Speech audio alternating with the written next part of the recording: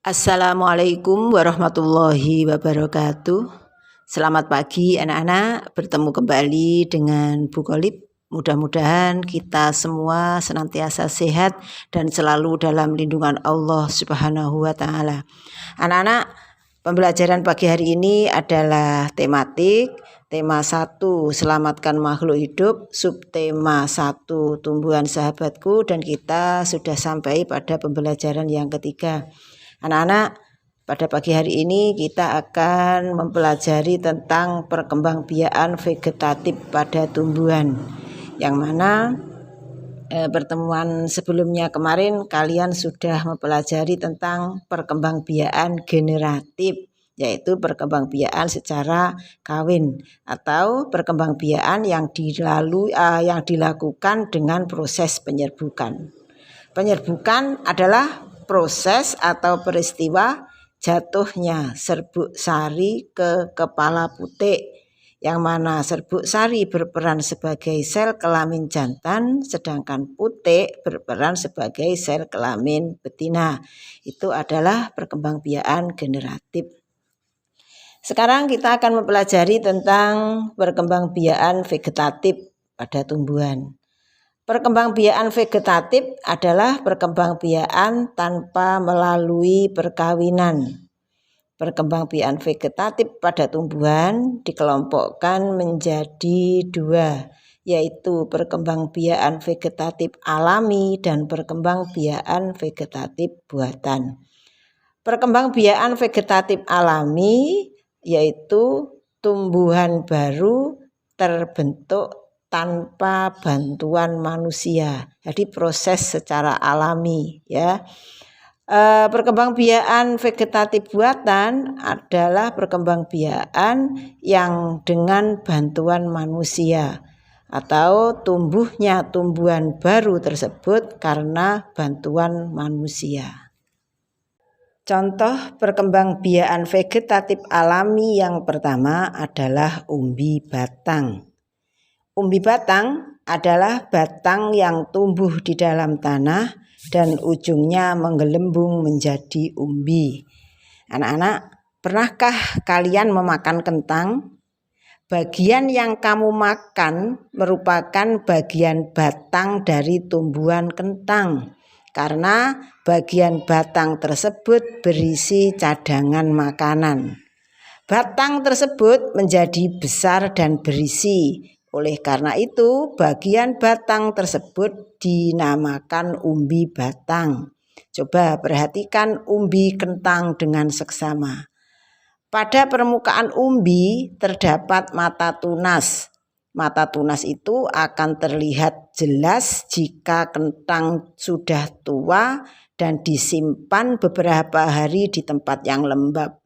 Tumbuhan kentang baru akan tumbuh jika kita menanam umbi kentang tersebut.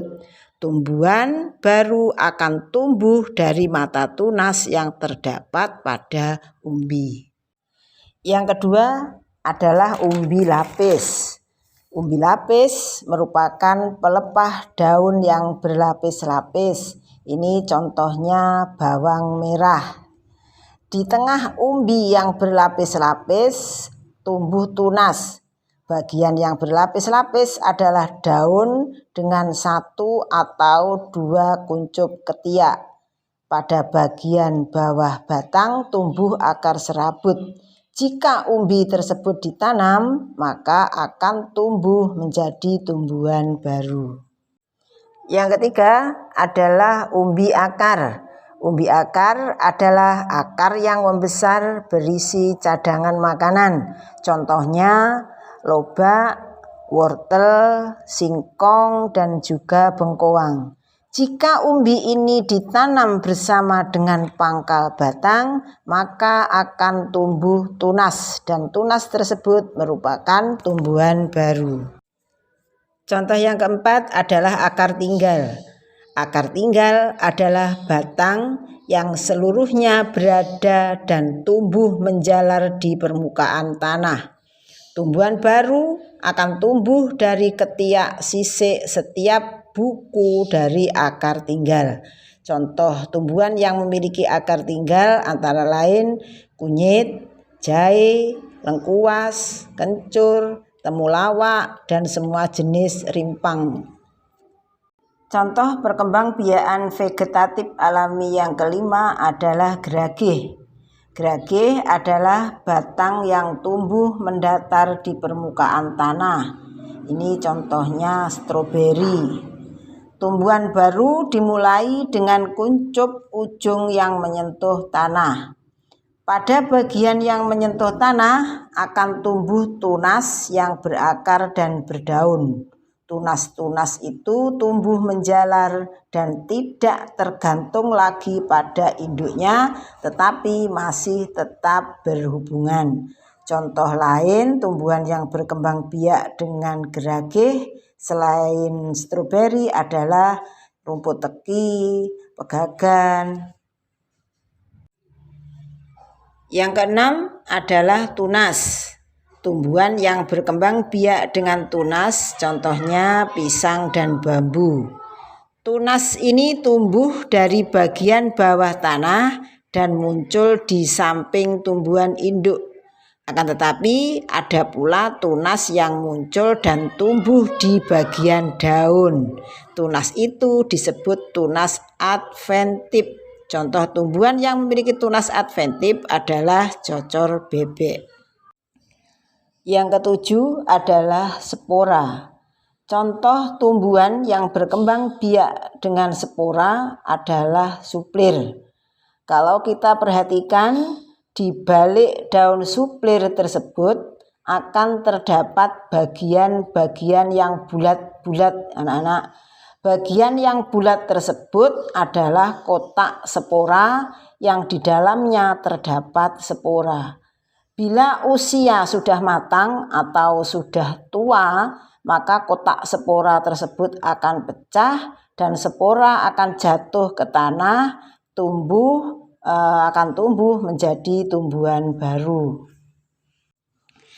Nah, anak-anak, itu tadi adalah contoh-contoh dari perkembangbiakan vegetatif alami pada tumbuhan, yaitu perkembangbiakan secara tidak kawin pada tumbuhan yang terjadi tanpa bantuan manusia. Sekarang kita akan mempelajari perkembangbiakan vegetatif buatan, yaitu perkembangbiakan secara tidak kawin pada tumbuhan yang sengaja dilakukan oleh manusia atau dengan bantuan manusia. Contoh yang pertama adalah mencangkok.